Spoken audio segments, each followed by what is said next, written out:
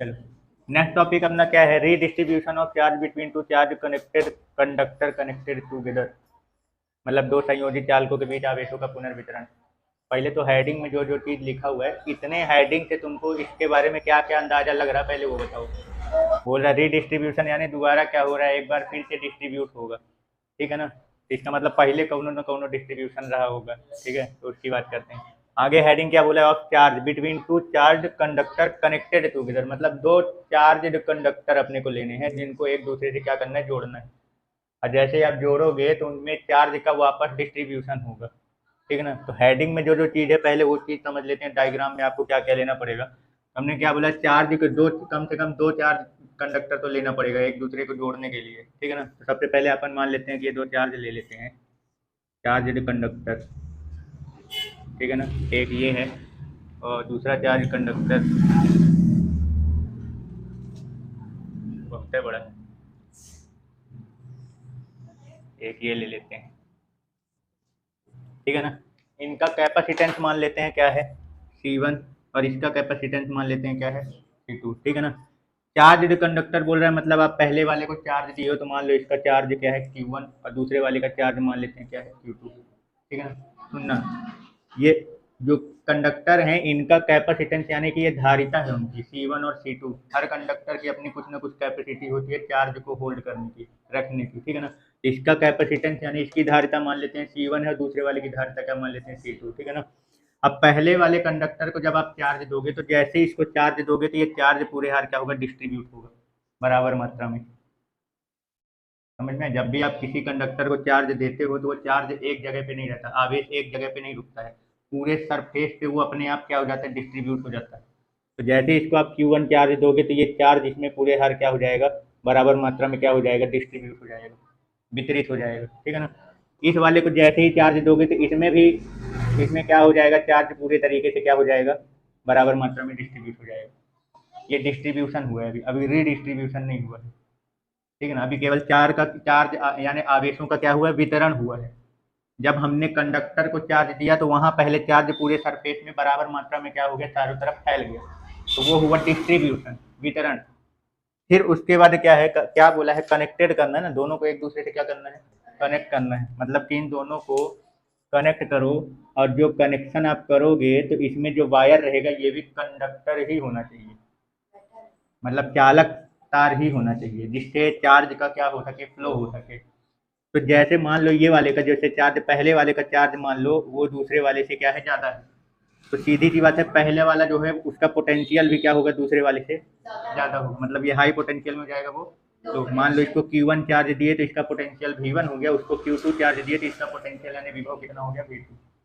अब पहले वाले में चार्ज ज़्यादा है दूसरे वाले में कम है, तो पहले वाले का पोटेंशियल भी दूसरे वाले से क्या होगा, ज़्यादा होगा। अब ये तो पढ़े ही होगे कि जैसे ही पोटेंशियल में डिफरेंस बनता है, विभव में अंतर बनता है, तो हाई पोटेंशियल से लो पोटेंशियल की ओर करंट फ्लो होता है, यानी चार्ज फ्लो होने लगते हैं। तो ये हाई पोटेंशियल में है और ये लो पोटेंशियल। जैसे ही तुम इसको एक किसी कंडक्टर वायर से कनेक्ट करोगे तो चार्ज हाई पोटेंशियल से लो पोटेंशियल की ओर फ्लो होने लगेगा, प्रवाहित होने लगेगा, उच्च विभव से निम्न विभव की ओर। तो जब फ्लो हो जाएगा ना तो एक बार फिर से चार्ज का क्या होगा, डिस्ट्रीब्यूशन होगा, क्योंकि अब कुछ चार्ज यहाँ से वहाँ जा रहा है, इसमें कम हो रहे हैं उसमें बढ़ रहे हैं, फिर उसके बाद वहाँ फिर बराबर मात्रा में चारों तरफ क्या होंगे, फैलेंगे। तो एक बार वापस डिस्ट्रीब्यूशन हुआ कि नहीं हुआ, ये वही नाम है रीडिस्ट्रीब्यूशन। कुछ समझ में आया, रीडिस्ट्रीब्यूशन मतलब पुनर्वितरण, मतलब दो बार वितरण हुआ। पहला वितरण तब हुआ जब आपने इसको चार्ज दिया तो चार्ज पूरे हर बराबर मात्रा में डिस्ट्रीब्यूट हुआ, पहला, तो वो डिस्ट्रीब्यूशन हुआ।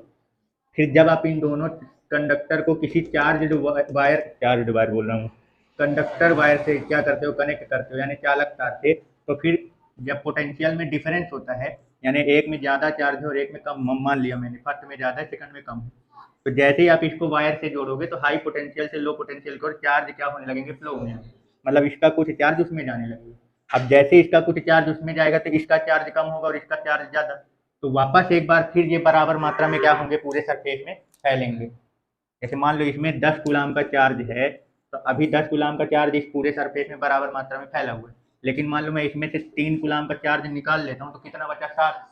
तो अब वो जो 7 गुलाम का चार्ज बचा है तो वापस 7 गुलाम का चार्ज फिर से इसमें पूरे हार बराबर मात्रा में क्या होगा, फैलेगा। तो 10 गुलाम का जब था तो पहले चार्ज ज़्यादा पास पास थे, उसमें से 3 कूलाम तुमने निकाल दिए तो कम पड़ गए, तो अब थोड़ा दूर दूर फैल जाएंगे, पर रहेंगे बराबर मात्रा में ही हर जगह। तो जब जब तुम चार्ज चेंज करोगे, चार्ज का अमाउंट बदलोगे, तब तब डिस्ट्रीब्यूशन उसमें होगा, यानी बराबर मात्रा में वो हर बार क्या होगा, फैलेगा। वो चार्ज का नेचर है, आवेश का ये प्रॉपर्टी है कि वो जब भी आप किसी सरफेस में चार्ज दोगे तो वो पूरे सरफेस में बराबर मात्रा में क्या होगा, फैलेगा। तो जब मैंने इसको जोड़ा तो हाई से लो पोटेंशियल की और उच्च विभव से निम्न विभव की ओर आवेश का क्या होने लगा, प्रवाह होने लगा। और जैसे ही आवेश प्रवाह होगा तो इसका कुछ कम हो गया, इसमें ज़्यादा। तो जब इसमें कम हुआ तो इसके भी एक बार फिर से डिस्ट्रीब्यूशन होगा, बराबर मात्रा में फैलेंगे। और इसमें ज़्यादा हो गया तो ये ज़्यादा के हिसाब से फिर बराबर मात्रा में फैलेगा, यानी दोनों में दोबारा डिस्ट्रीब्यूशन हुआ, इसलिए यहाँ पे नाम लिखा हुआ रीडिस्ट्रीब्यूशन, यानी पुनर्वितरण। और ये कब होता है, जब चार्ज को आप जोड़ते हो। पहला वितरण जब कंडक्टर को चार्ज देते हो, और दूसरा वितरण जब उसको किसी कंडक्टर वायर यानी चालक तार से जोड़ते हो। तो हेडिंग क्लियर हुई, कोई डाउट? ठीक है ना। चलो अब मेन ये है कि इस ये जो हेडिंग चल रही है एक्चुअली में इसमें निकलवाता क्या है, मतलब ये मेन टॉपिक क्या है, इसमें क्या चीज़ अपने को फाइंड करना है। तो ये बताओ पहले, ये जो आपने जो चार्ज, ये बार बार चार्ज बोलें, कंडक्टर वायर यानी चालक तार से जो इसको जोड़े हो, तो जो चार्ज फ्लो होना चालू हो गया, तो क्या ये कंटिन्यू फ्लो होता रहेगा? कभी ना कभी रुकेगा। कब रुकेगा? जब पोटेंशियल दोनों साइड का क्या हो जाएगा, इक्वल हो जाएगा, मतलब वही निकलवाएगा, कॉमन पोटेंशियल निकलवाएगा। पहला डेरिवेशन अपना क्या है, कॉमन पोटेंशियल। मतलब कि जब हम दो चार्ज कंडक्टर को, दो आवेशित चालक पदार्थ को क्या कर देते हैं, आपस में जोड़ देते हैं, तो जोड़ने के बाद, उनको आपस में कनेक्ट करने के बाद उनका जो कॉमन पोटेंशियल होगा वो कितना होगा। टारगेट समझ में आ रहा है क्या करना है अपने को इस डेरिवेशन में? फर्स्ट पॉइंट क्या है, मैंने क्या बोला, जब जोड़ेंगे तो चार्ज फ्लो होना चालू हो जाएगा, हाई पोटेंशियल से लो पोटेंशियल, उच्च विभव से निम्न विभव की ओर आवेश प्रवाहित होने लगेंगे। कब तक प्रवाहित होते हैं, जब तक दोनों का पोटेंशियल बराबर नहीं जाता। अब इसको कैसे समझोगे, मान लो दो कंटेनर ले लो, एक में पानी का लेवल ज़्यादा है, एक में कम है, दोनों को अपन एक पाइप से जोड़ देंगे, तो ज़्यादा वाले लेवल से कम वाले की ओर पानी फ्लो होगा। कब तक? लेवल बराबर नहीं हो जाती। यहाँ पे लेवल का काम पोटेंशियल कर रहा है। तो चार्ज यानी पानी कब तक फ्लो होगा इधर से उधर, जब तक दोनों का लेवल यानी पोटेंशियल बराबर नहीं हो जाए। तो जोड़ने के बाद पोटेंशियल कितना होगा वो अपना टारगेट है, यहाँ डेरिवेशन इसका निकालना है। ठीक है ना, इसको क्या बोलेंगे, कॉमन पोटेंशियल। पहला टारगेट अपना क्या है, कॉमन पोटेंशियल का डेरिवेशन, यानी उभयनिष्ठ विभव निकालना। ठीक है, क्लियर? पहला टारगेट अपना। दूसरा टारगेट, दूसरा पॉइंट क्या है, देखो, जब भी वायर से करंट फ्लो होता है, ठीक है ना, तो देखे होगे कि कभी ना कभी, मतलब कभी ना कभी तो इमेजिन हुआ होगा, या ना कभी तार को हाथ में तो पकड़े ही होगे, तो वो हल्का गर्म लगता है। वो गर्म इसलिए लग रहा होता है क्योंकि वो एनर्जी वहाँ से हीट के फॉर्म में लॉस हो रही होती है। समझ में आया क्या बोला मैं? इसकी एनर्जी निकल जाए पहले। क्या बोला मैंने? जब किसी वायर से करंट क्या होता है, फ्लो होता है, जब किसी तार से धारा प्रवाहित हो रही होती है, तो कोई भी एनर्जी 100% आप यूज में नहीं ला सकते हो, कुछ ना कुछ वो कहीं ना कहीं किसी न किसी फॉर्म में लॉस हो ही जाएगा। तो जब हम इसको वायर से कनेक्ट करते हैं तो चार्ज एक कंडक्टर से दूसरे कंडक्टर की ओर फ्लो होता है, मतलब करंट फ्लो हो रहा है। तो जब वो करंट फ्लो होगा ना, तो कुछ ना कुछ एनर्जी इसकी क्या हो जाएगी, लॉस हो जाएगी। अब वो एनर्जी आप वायर छुओगे तो वो गर्म हल्का लगेगा, मतलब हीट के फॉर्म में एनर्जी क्या हो रही है, लॉस हो रही है। तो कनेक्शन के बाद जब चार्ज का रीडिस्ट्रीब्यूशन होता है, मतलब जब चार्ज का दोबारा फ्लो होना चालू होता है, तो कितनी एनर्जी लॉस होती है, उस वो डेरिवेशन अपना सेकंड टारगेट है। एनर्जी लॉस, ऊर्जा हास। कुछ समझ में आया कि अपने को इसमें कौन कौन से टॉपिक चलाने हैं? पहला कॉमन पोटेंशियल, उभयनिष्ठ विभव, दूसरा एनर्जी लॉस, ऊर्जा की हानि। तो हमारे ख्याल से अब ये कॉमन पोटेंशियल क्या है और एनर्जी का लॉस क्या है समझ में आ गया होगा। कॉमन पोटेंशियल, जब जोड़ते हैं तो इसमें करंट तब तक फ्लो होता है जब तक दोनों का पोटेंशियल बराबर नहीं हो जाता। तो जोड़ने के बाद दोनों का जो कॉमन पोटेंशियल आया है, जैसे इनको जोड़ दिए तो मान लेता हूँ कि इन दोनों का कॉमन पोटेंशियल क्या है, भी है जोड़ने के बाद।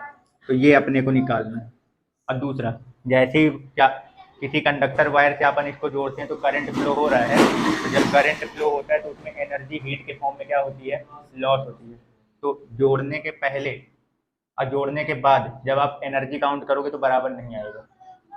इनको जोड़ने के पहले और जोड़ने के बाद जब एनर्जी आप दोनों की काउंट करोगे तो बराबर नहीं आएगा, मतलब कुछ ना कुछ एनर्जी क्या हो चुकी है, लॉस हो चुकी है। तो वही एनर्जी कितनी लॉस हुई है वो डेरिवेशन अपने को निकालना है। ठीक है, क्लियर। तो ये 2 टारगेट अपने हैं, अब इन्हीं को चालू करना है। चलो, ये टॉपिक का जो टॉपिक लिखा है, ये डायग्राम कनेक्शन समझ में आ गया टॉपिक का डायग्राम में, ठीक है ना। चलो, अब अपने को क्या निकालना है, कॉमन पोटेंशियल निकालना है। ये उभयनिष्ठ विभव कि जोड़ने के बाद इसका जो विभव होगा, जो कॉमन हो गया, वो कितना, उसका फॉर्मूला क्या बनेगा। ठीक है, तो एक बात बताओ कि जो ये जैसे ये अपन में इन लोगों को लिया और जोड़ा है, तो ये बताओ इनमें जोड़ने के पहले और जोड़ने के बाद ऐसी कौन सी फिजिकल क्वांटिटी है इसमें, मतलब ये जो आप यहाँ पे जितनी चीज़ें देख रहे हो, कैपेसिटेंस, चार्ज और पोटेंशियल, ठीक है ना, ये एक ऑब्जेक्टिव पॉइंट भी है, समझे रहना। कैपेसिटेंस, चार्ज और पोटेंशियल, इसमें ऐसी कौन सी चीज़ है जो जोड़ने के बाद भी चेंज नहीं होगी। अच्छा,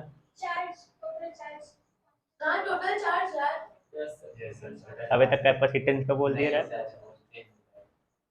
जोड़े इतना सारा श्रेणी क्रम और समांतर क्रम कई कई के अलग अलग निकाले, बोल रहे चेंजेड हो। ठीक है ना, इसमें पोटेंशियल भी चेंज हो जाएगा, कैपेसिटेंस भी चेंज हो जाएगा भाई, कनेक्शन के बाद नेट कैपेसिटी अलग आती है। लेकिन चार्ज ऐसी चीज़ है जो जोड़ने के पहले और जोड़ने के बाद दोनों में उतनी ही रहेगी। तो बताओ, जोड़ने के पहले मैंने इसमें Q1 और Q2 चार्ज दिया है, तो यानी कि जोड़ने के पहले और जोड़ने के बाद दोनों में चार्ज क्या रहेगा, सेम रहेगा। मतलब टोटल की बात करूँ, टोटल चार्ज, तो total charge Q equal to क्या हुआ, Q1 प्लस Q2। कोई दिक्कत यहाँ तक, ठीक है ना। चलो, अच्छा, जोड़ने के पहले बताओ इसका जो ये Q1 C1 V1 लिखे हो, तो जोड़ने के पहले इसका Q1 की वैल्यू बताओ कितनी, क्या लिखोगे। C equal to Q upon V होता है, क्या होता है, C equal to Q upon V, तो Q इक्वल टू क्या हो जाएगा, C इंटू भी, है ना। तो कितना हो जाएगा, Q1 equal to C1 V1। कोई दिक्कत, ठीक है ना। Q2 कितना हो जाएगा, C2 V2, इसी फॉर्मूले। कोई दिक्कत यहाँ पे। चलो, तो ये मैं लिख रहा हूँ यहाँ पे, Q1 की जगह क्या लिख दे रहा हूँ, C1 V1 plus C2 V2, ठीक है ना। इधर Q लिखा हुआ, इधर मैं अब ये जोड़ने के बाद देखो, जोड़ने के पहले और ये जोड़ने के बाद दोनों आपस में क्या रहेगा, बराबर। इधर साइड जो लिख रहा हूँ जोड़ने के पहले वाला है, जब नहीं जोड़ा था तो दोनों का मैंने चार्ज टोटल कर लिया Q1 प्लस Q2, और जोड़ने के बाद मैंने मान लिया कि इसका टोटल चार्ज Q है, तो वो किसके बराबर आएगा, Q1 प्लस Q2 के बराबर ही आएगा। कोई दिक्कत। तो इधर जोड़ने के पहले वाला, इधर जोड़ने के बाद वाला है। अब ये बताओ, जैसे अब जोड़ दिया अपन ने इसको, अब ये जो पूरा कनेक्शन तैयार हो गया है, इसका बताओ Q बराबर क्या लिखोगे, C और V के फॉर्म में। टोटल Q इक्वल टू क्या होता है, C इंटू V, मतलब टोटल कैपेसिटेंस, और जोड़ने के बाद पोटेंशियल दोनों की क्या हो जाएगी, कॉमन। तो यहाँ पे कौन सा पोटेंशियल लिख रहेगा, कॉमन वाला। जोड़ने के इधर बोला, ये इधर वाला जोड़ने के बाद वाला है, ये वाला जोड़ने के पहले का है। तो जोड़ने के पहले का टोटल चार्ज मैंने दोनों का अलग अलग चार्ज टोटल कर दिया, Q1 प्लस Q2, और ये Q1 प्लस Q2, और ये जोड़ने के बाद का चार्ज है। तो जोड़ने के बाद वाला भी टोटल चार्ज जोड़ने के पहले जितना चार्ज था उसी के बराबर होगा, क्योंकि चार्ज चेंज नहीं होता है, आवेश जो थी वो संरक्षित रहता है। चार्ज कंजर्वेशन का टॉपिक पढ़े हो ना, कंजर्वेशन ऑफ चार्ज, आवेश संरक्षण का नियम। तो क्या बोलते हैं कि चार्ज जो होता है ना तो आप उसको खत्म कर सकते हो ना ही बना सकते हो, एक फॉर्म से दूसरे फॉर्म में कन्वर्ट कर सकते हो। तो जितना पहले था टोटल चार्ज उतना ही बाद में भी रहेगा। ये जोड़ने के बाद वाला इधर वाला क्यों, और ये किसके बराबर रहेगा, जोड़ने के पहले। तो जोड़ने के पहले इसका कितना था Q1 और इसका कितना था Q2, तो टोटल करूंगा तो कितना आएगा, Q1 प्लस Q2। तो इधर मैंने दोनों का जोड़ने के पहले वाली वैल्यू लिख दी, Q1 equal to C1 V1, Q2 equal to C2 V2। ये जोड़ने के बाद वाला है, तो जब जोड़ने के बाद वाले में मैं Q रखूंगा तो जोड़ने के बाद का टोटल कैपेसिटेंस और जोड़ने के बाद का पोटेंशियल भी, कोई डाउट तो नहीं है, इक्वल टू आगे C1 V1 plus C2 V2। अब जोड़ने के बाद का इधर वाला है, तो इसका मतलब ये वाला कौन सा पोटेंशियल, कॉमन पोटेंशियल, यानी यही अपना कॉमन पोटेंशियल है। अब V equal to C1 V1 plus C2 V2 upon total capacity, और टोटल कैपेसिटी दोनों को ऐड कर दो क्योंकि वो कांस्टेंट होता है, ठीक है ना। तो कितना हो जाएगा, टोटल कैपेसिटी कितनी आएगी इसकी, अगर जोड़ने के पहले जोड़ने के बाद दोनों में total capacity C1 plus C2, ये अपन यहाँ पे रख दो इसको, C1 V1 plus C2V2 upon C1 plus C2, ये आ गया आपका कॉमन पोटेंशियल का डेरिवेशन। क्लियर हो गया? कोई कंफ्यूजन? ठीक है ना? बस थोड़ा सा पॉइंट क्या ध्यान रखना है यहाँ का, ये जोड़ने के बाद वाला, ये जोड़ने के पहले वाला, बन जाएगा। ठीक है, चलो चालू करो। चलो देखो क्या क्वेश्चन दे रखा है। बोल रहे अपने पास दो कंडक्टर है, उनका कैपेसिटेंस यानी उनकी धारिता दे रखी है 0.2 माइक्रोफैरड और 0.1 माइक्रोफैरड का। अब मैंने इनमें चार्ज दिया है, इन दोनों कंडक्टर को, पहले वाले को मैंने कितना चार्ज दिया 0.1 नैनो कूलम का, दूसरे वाले को कितना दिया 0.5 नैनो कूलम। ये चार्ज मैंने दे दिया। तो अब बोल रहा हूँ कि इनको आपस में जब कनेक्ट कर दूंगा तो इसका जो कॉमन पोटेंशियल होगा वो कितना आएगा कनेक्ट करने के बाद, यानी कंडक्टर वायर से कनेक्ट किए चालक तार से, तो जोड़ने के बाद इनका कॉमन पोटेंशियल कितना आएगा। तो कॉमन पोटेंशियल का डेरिवेशन तो निकाल चुके, V इक्वल टू क्या होता है C1V1 plus C2V2 upon C1 plus C2। ये V1 और V2 क्या है, जोड़ने के पहले का इनका पोटेंशियल है। V1 और V2 क्या है, जोड़ने के पहले का, मतलब जब आप इनको Q1 और Q2 चार्ज दिए थे तब इनका पोटेंशियल V1 और V2 जो आया है वो है।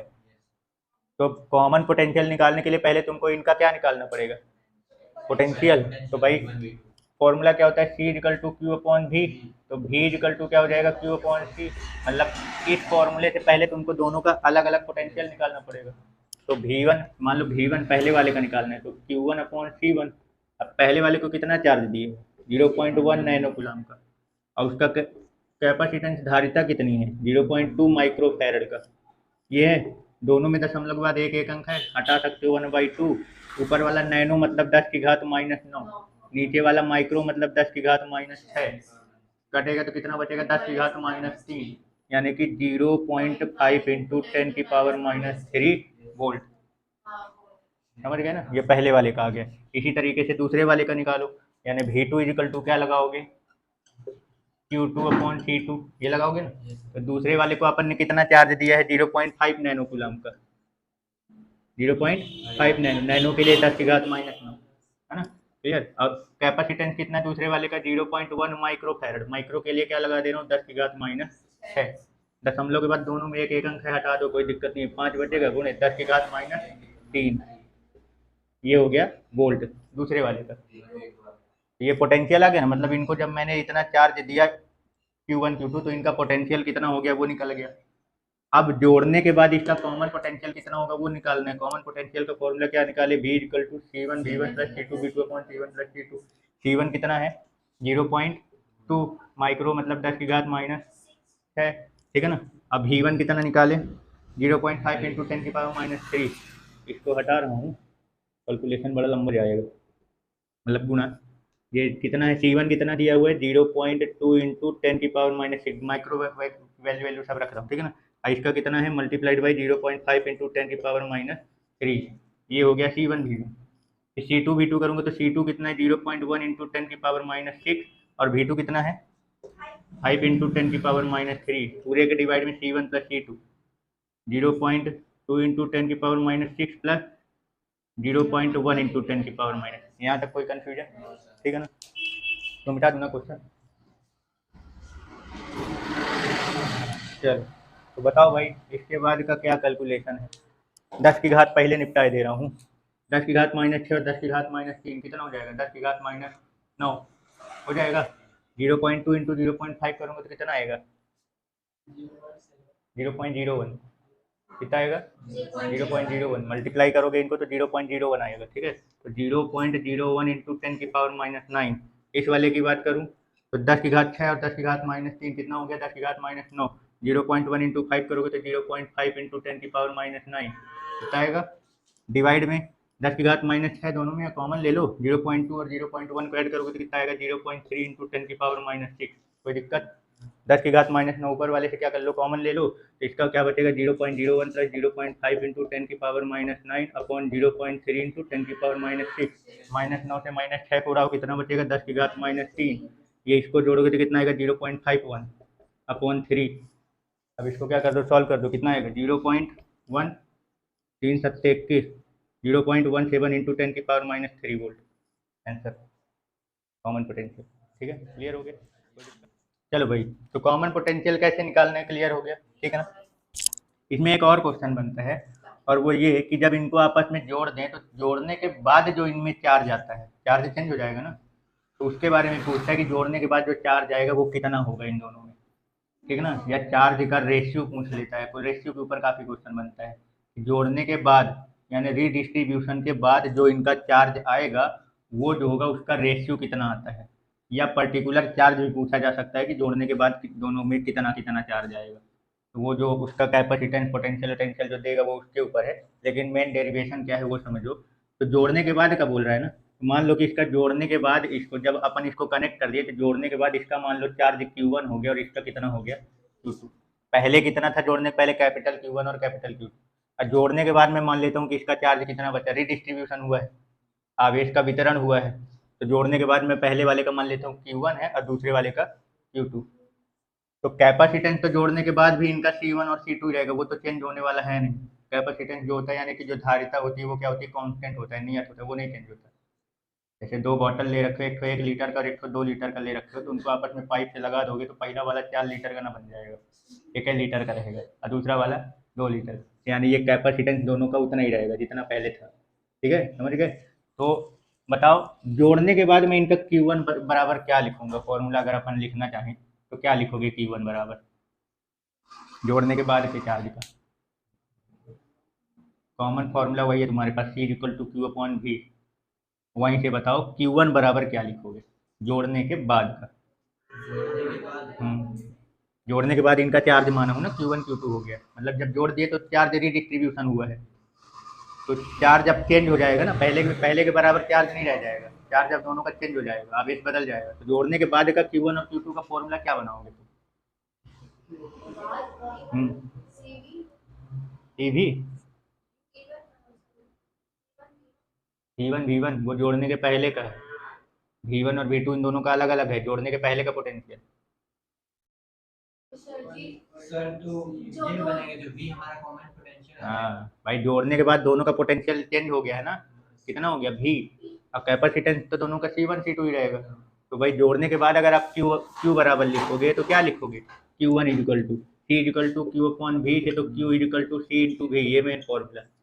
तो Q1 इजिकल टू C जो है उसका कैपेसिटेंस पहले वाले का C1, लेकिन V की जगह क्या लिखोगे, जोड़ने के बाद उसका पोटेंशियल V1 और V2 अब नहीं है, अब कॉमन हो गया, दोनों का पोटेंशियल बराबर हो चुका है, और कितना हो गया V, यानी अब इसका पोटेंशियल क्या लिखोगे V, समझ गए। ऐसे ही दूसरे वाले का क्या लिखोगे C2 V। कोई दिक्कत, इन दोनों को क्या कर दो, डिवाइड कर दो Q1 और Q2 को, तो V से V क्या हो जाएगा, कैंसिल हो जाएगा, तो Q1 upon Q2 is equal to क्या आएगा, C1 अपॉन C2। ये ठीक है ना, यहाँ पे तुम्हारे पास दो फॉर्मूले आ चुके हैं, एक ये वाला, दूसरा ये वाला।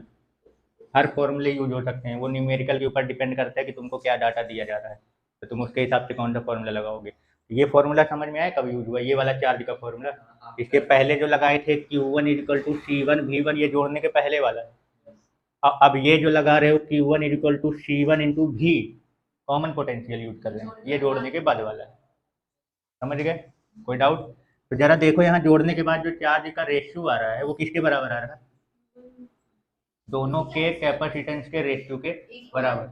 मतलब कि चार्ज का जो रीडिस्ट्रीब्यूशन होता है वो आप जो कैपेसिटर ले रखे हो या जो कंडक्टर ले रखे हो चालक पदार्थ, उनके कैपेसिटेंस के रेशियो में ही चार्ज का डिस्ट्रीब्यूशन होगा। अगर कैपेसिटेंस के बीच का रेशियो मान लो 1/2 है, तो चार्ज का रीडिस्ट्रीब्यूशन जो होगा वो 1/2 के ही फॉर्म में होगा, समझ गए, क्लियर हुआ। मतलब कि जो चार्ज का, कहाँ लिख दें, कहाँ लिख देता हूँ, कि जोड़ने के बाद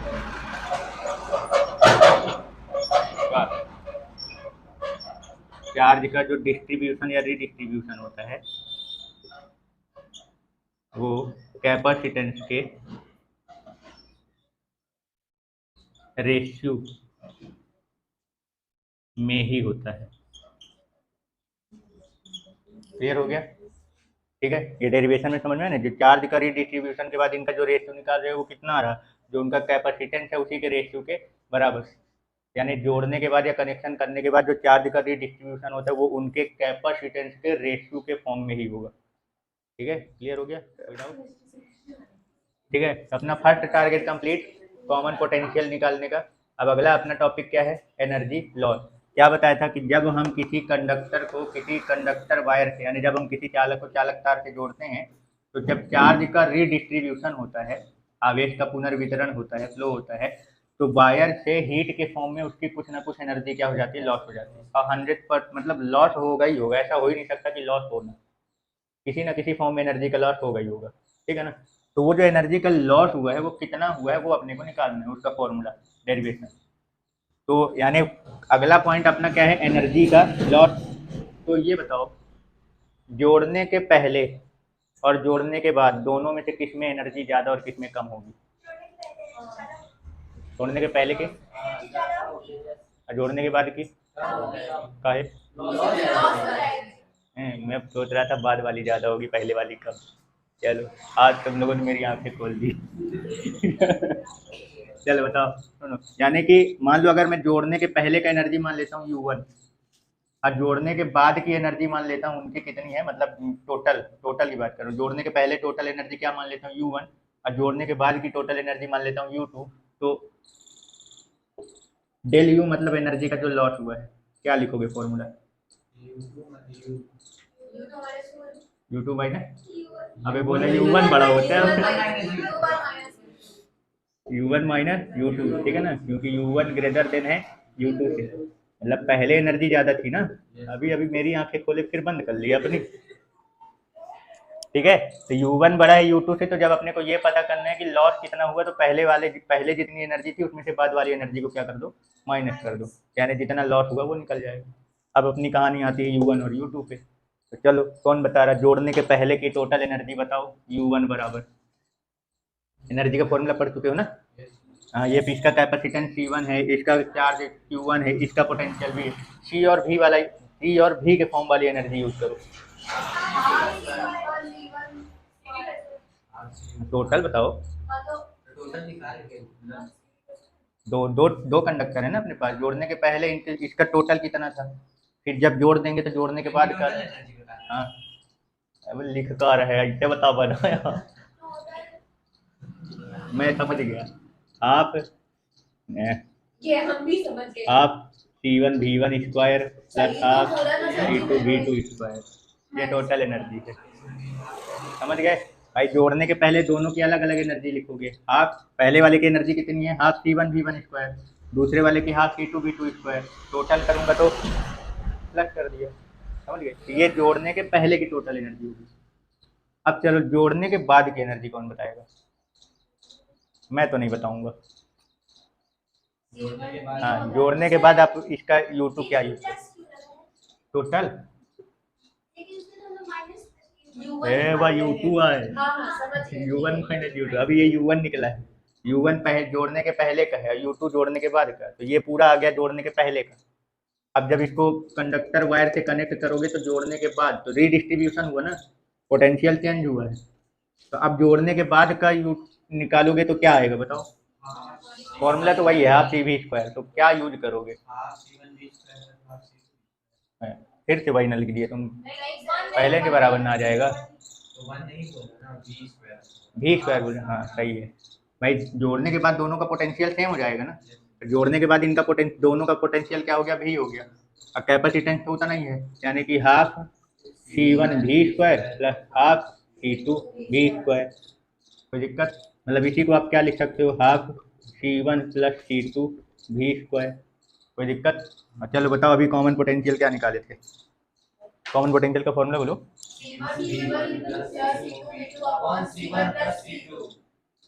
क्या बोल दी आपका सुनाई नहीं पड़ा। C1 V1 plus C2 V2 upon C1 plus C2 whole square लगा है, ये दोनों का होल स्क्वायर होगा, तो एक C1 प्लस C2 का स्क्वायर, ये वाला C1 प्लस C2 कट जाएगा, समझ रहे हो ना, हवा में उड़ा रहा हूँ, समझ में आ जाएगा। हाँ, तो ये वाला एक कट जाएगा तो नीचे एक तो बचेगा, मतलब कितना बचेगा, हाफ ऊपर वाला स्क्वायर बचेगा C1 V1 plus C2 V2 का होल स्क्वायर, और नीचे बचेगा C1 प्लस C2, ये वाला अलग अलग स्क्वायर कर दिया, तो इसके एक स्क्वायर से ये वाला पूरा कट जाएगा, एक तो बचेगा। तो ये आ गया अपना जोड़ने के बाद का, अभी कहाँ निकला है लॉस, अभी जोड़ने के बाद की एनर्जी आई है। अब क्या निकालना है, एनर्जी लॉस। एनर्जी लॉस निकालने के लिए U1 में से U2 को क्या करना है, माइनस, फिर उसके बाद उसको सॉल्व करना है। समझ गए, क्लियर? चलो चालू करें। चलो इधर देखो, अब क्या निकालना है अपने को, एनर्जी लॉस निकालना है, तो U1 माइनस U2। चलो बताओ U1 कितना आया था, जोड़ने के पहले का है ना, तो half C1 V1 square plus half C2 V2 square, ये जोड़ने के पहले का है, माइनस जोड़ने के बाद का क्या निकाले formula, half C1 V1 plus C2 V2 का whole square upon C1 plus C2, यही निकला था ना ये। अच्छा चलो बताओ इन दोनों में से क्या कॉमन निकाल सकते हो, 1/2, इससे पहले 1/2 कॉमन निकालो, फिर वहाँ पे भी 1/2 तो पूरे से निकालो, तो ये 1/2 एकदम बाहर रख दो, बड़ा ब्रैकेट लगाओ, इसका क्या बचेगा, C1 V1 square plus C2 V2 square minus उधर C1 V1 plus C2 V2 का whole square upon C1 plus C2, ये बचेगा। इसके बाद इसके डिवाइड में कुछ नहीं, 1 मान लो, क्रॉस मल्टीप्लाई होगा, इसका मल्टीप्लाई इसमें होगा और इसका मल्टीप्लाई इसमें, फिर पूरे के डिवाइड में इन दोनों का मल्टीप्लाई, ठीक है ना। तो कितना हो जाएगा, ये 1/2 लो, ये C1 V1 square plus C2 V2 का स्क्वायर, और मल्टीप्लाई में लिख दो क्या, C1 प्लस C2 माइनस, इसका उधार करेंगे तो वही रहेगा, C1 V1 plus C2 V2 का होल स्क्वायर। अब पूरे के डिवाइड में क्या आएगा, C1 प्लस C2। कोई दिक्कत यहाँ तक, क्लियर ना, ठीक है, समझ गए ना यहाँ तक, मिटा रहा हूँ, ठीक है ऊपर। तो अब बताओ आगे के, बताओ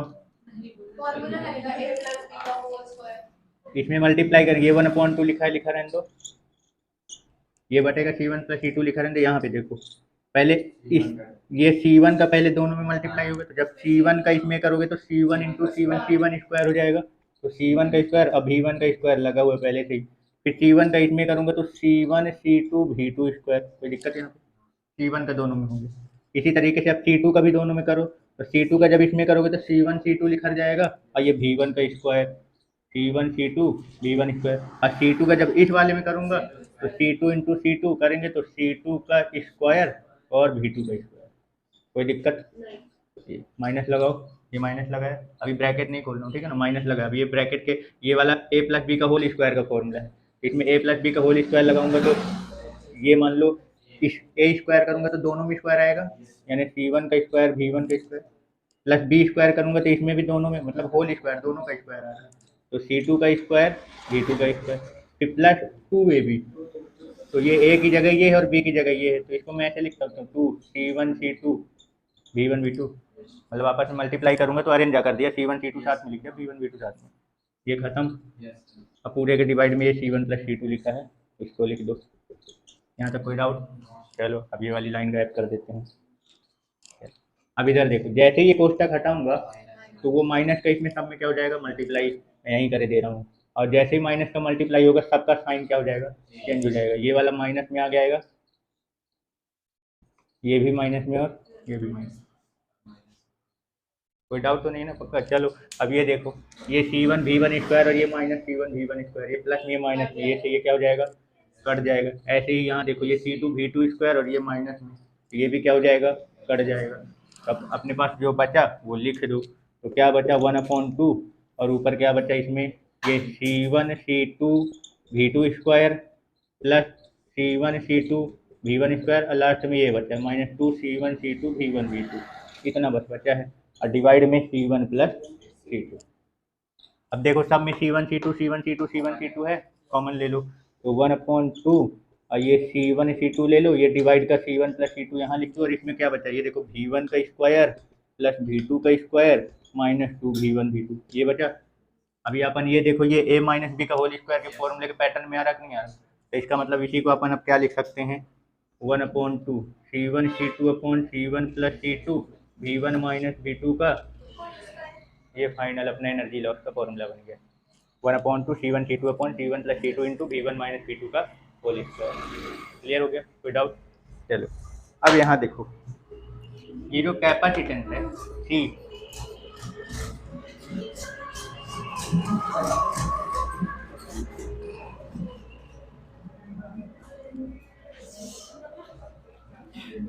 चलो ये जो C1 C2 है ये क्या है, कांस्टेंट है, इनका वैल्यू तो हमेशा पॉजिटिव ही रहेगा, इसका तो कभी निगेटिव जाता नहीं, कैपेसिटेंस कभी निगेटिव नहीं होता। ये हो सकता है पक्का, मतलब मैं बोल दिया तो सही है, बॉटल में कभी निगेटिव पानी जा सकता है तो पॉजिटिव ही जाएगा ना, ठीक है, तो इसकी वैल्यू तो हमेशा पॉजिटिव आएगी। अब ये जो होल स्क्वायर जो लगा हुआ है, whole square V1 minus V2 का होल स्क्वायर, मान लो इसमें V1 अभी बड़ा है V2 छोटा है, तो अंदर तो प्लस में आएगा और स्क्वायर करोगे तो पॉजिटिव ही आएगा। मान लो V1 छोटा है और V2 बड़ा है, मतलब पहले वाले का पोटेंशियल कम है, दूसरे वाले का ज़्यादा है, तो इसके अंदर की जो वैल्यू आएगी वो काहे में आएगी, माइनस में। अभी माइनस का स्क्वायर करूँगा तो प्लस में फिर आ जाएगा, मतलब एनर्जी का जो लॉस की वैल्यू आ रही है वो पॉजिटिव में आएगी हमेशा। अगर पोटेंशियल में डिफरेंस है तो एनर्जी लॉस होगा ही होगा। कहने का मतलब अगर चार्ज में रीडिस्ट्रीब्यूशन हुआ, अगर चार्ज एक पॉइंट से दूसरे पॉइंट में फ्लो हुआ तो एनर्जी का लॉस होना ही होना कंपलसरी है। इसका जो डेल यू का मान पॉजिटिव आना यही बताता है। अगर डेल यू का मान प्लस में आ रहा है इसका मतलब उसकी कुछ ना कुछ वैल्यू आ रही है। U2 minus U1 minus U2 किए हो तो उसकी वैल्यू अगर प्लस में आ रही है तो इसका मतलब एनर्जी का लॉस हुआ है और होगा ही होगा। समझ गए? कोई डाउट?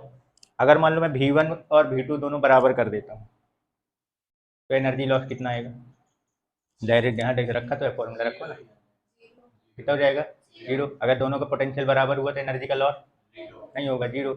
ऐसा क्यों? इक्वल हो जाएगा नहीं, इक्वल है पहले से ही। दो मैंने जो पोटेंशियल जो जो कंडक्टर लिए हैं दोनों का पोटेंशियल पहले से ही बराबर है। हाँ, मतलब चार्ज का डिस्ट्रीब्यूशन ही नहीं होगा, और जब चार्ज का डिस्ट्रीब्यूशन ही नहीं होगा मतलब फ्लो ही नहीं होगा, रीडिस्ट्रीब्यूशन, सॉरी डिस्ट्रीब्यूशन बोल दिया, रीडिस्ट्रीब्यूशन यानी पुनर्वितरण नहीं होगा चार्ज का। और जब चार्ज फ्लो ही नहीं हो रहा है, प्रवाहित ही नहीं हो रहा है, तो एनर्जी लॉस होने का कोई चांस ही नहीं है। इसलिए पोटेंशियल अगर यहाँ पे दोनों बराबर हो हुआ, अपन न्यूमेरिकल वैसे तो पता ही है कि दोनों का पोटेंशियल बराबर है, तो मैं अगर कंडक्टर वायर से जोड़ भी दूंगा तो पोटेंशियल बराबर है तो करंट का फ्लो नहीं होगा, और जब करंट फ्लो होगा ही नहीं तो लॉस नहीं होगा। पर अगर कोई बोले कि मुझे न्यूमेरिकल में दिखा के दिखाओ, प्रूफ करके दिखाओ कि ऐसा होगा कि नहीं, तो वो आप यहाँ पे दिखा देना, V1 बराबर V2 कर देना, 0 आ जाएगा पूरा सॉल्व। तो डेल यू बराबर कितना आ जाएगा? 0, मतलब एनर्जी का लॉस हुआ ही नहीं। क्लियर हो गया? कोई डाउट? ठीक है।